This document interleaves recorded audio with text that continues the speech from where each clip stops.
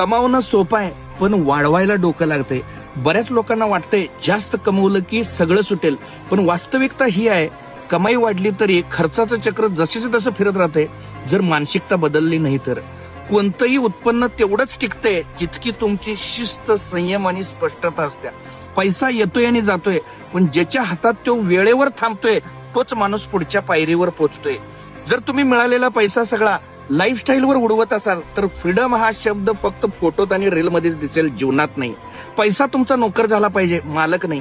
त्यासाठी तुम्ही अनावश्यक फॅन्सी खर्च थांबवला पाहिजे आणि स्मार्ट गुंतवणूक, क्लिअर सेव्हिंग आणि लॉंग टर्म व्हिजन ठेवून तुम्ही काम केलं पाहिजे. तेव्हाच पैसा कमवणं, पैसा वाढवणं आणि पैसा वाचवणं हे एकाच मार्गावर चालायला लागतील. जोपर्यंत तुम्ही पैशाला शिस्त लावत नाही तोपर्यंत तो तुम्हाला शिकवत राहतो धडे. आणि हे धडे, एक वेळ पैसा कमवणं सोपं आहे, पण